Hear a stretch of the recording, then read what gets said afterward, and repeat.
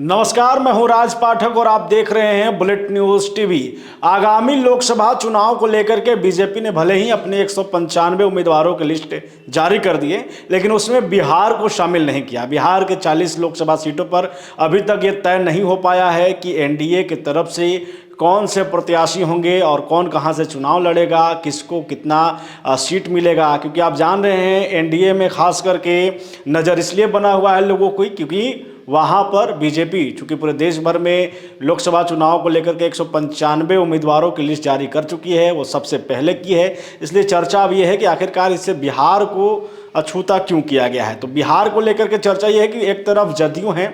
एक तरफ बीजेपी है, वहीं इसके घटक दल में चिराग पासवान की पार्टी है, लोक जनशक्ति पार्टी रामविलास, वहीं पशुपति पारस हैं जो कि राष्ट्रीय लोक जनशक्ति पार्टी है, उपेंद्र कुशवाहा हैं, जीतन राम मांझी हैं, हम पार्टी हैं उनका। तो तमाम लोगों का एक घटक दल है और इसी पर जो है पेच फंसा हुआ था कि आखिरकार ये जो उम्मीदवारों का नाम आने वाला है जो चुनाव लड़ेंगे। क्योंकि आप देख रहे हैं लगातार पीएम मोदी बिहार का दौरा कर रहे हैं। पिछले 5 दिनों में लगातार पीएम मोदी का दूसरा बड़ा दौरा बिहार में होता है और वहां पर जाकर के वो तमाम अपने एजेंडों को रखते हैं। पीएम आवास योजना की बात करते हैं, रोजगार की बात करते हैं, चाहे रेलवे की तरफ से जो भी योजनाएं आती है उनकी बात करते हैं, जितनी भी कार्यकारी योजनाएं हैं, चाहे समाज को समर्पित, अपनी जनता को समर्पित, बिहार को खास करके समर्पित करने वाली तमाम योजनाओं के बारे में पीएम मोदी खुले मन से बोलते हैं और विपक्ष पर भी हमला करते हैं, विपक्ष के परिवारवाद पर हमला करते हैं।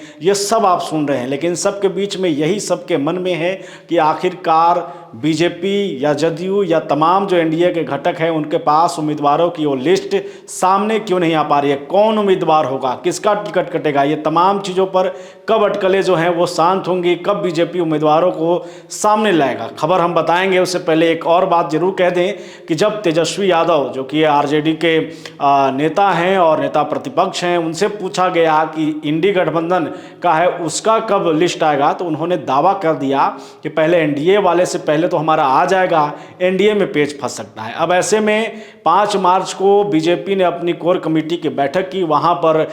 माना जा रहा है कि लिस्ट को फाइनल कर दिया गया है और अब जो बिहार के 2 डिप्टी सीएम हैं, भाजपा के जो प्रदेश अध्यक्ष हैं सम्राट चौधरी, उप मुख्यमंत्री भी हैं अभी बिहार में, वो विजय सिन्हा वो भी उप मुख्यमंत्री हैं, ये दोनों जो हैं वो लिस्ट लेकर के अब दिल्ली जाने वाले हैं। दिल्ली में 8 मार्च को आपको बता दें होने वाला था, लेकिन अब 8 मार्च को नहीं होकर के ये बैठक जो है वो 10 मार्च को होने वाली है, उसकी संभावना तेज है। और यहाँ से बिहार से लिस्ट लेकर के उन 40 सीटों का दोनों जाने वाले हैं डिप्टी सीएम, और वहाँ पर जो राष्ट्रीय अध्यक्ष हैं बीजेपी के जेपी नड्डा और अमित शाह गृह मंत्री हैं वो बैठेंगे और उनके साथ जो भी बीजेपी के तमाम बड़े अधिकारी हैं वो रहेंगे। और उसके बाद सीटों का जो है वो मंथन होगा, क्योंकि ये बड़ा चैलेंज है बिहार में। क्योंकि पिछले बार 2019 का चुनाव में 40 में 39 सीट बीजेपी एनडीए जीती थी, लेकिन अब दावा ये किया जा रहा है कि बिहार में 40 के 40 सीट जीतेंगे। तो 40 की 40 सीट जीतने के लिए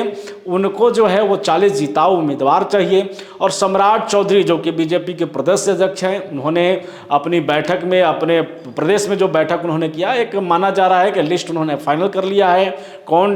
उम्मीदवार होगा, कहाँ से उम्मीदवार होगा, किसका टिकट कटेगा, ये लगभग माना जा रहा है कि अब तय होने वाला है। और आगामी जो 10 मार्च है उसमें ये बैठक में दोनों जो डिप्टी सीएम हैं वो रखेंगे उन लिस्ट को, और लिस्ट के बाद ये क्लियर हो जाएगा। उसके बाद 10 के बाद, यानी आप मान के चलिए कि 10 के बाद हो सकता है 12-15 के बीच में बिहार की सूची बीजेपी जारी कर दे, और फिर ये भी साफ हो जाएगा कि चिराग पासवान को कितने सीटें मिलेंगी। पशुपति पारस और चिराग पासवान एक साथ होंगे या अलग अलग चुनाव लड़ेंगे।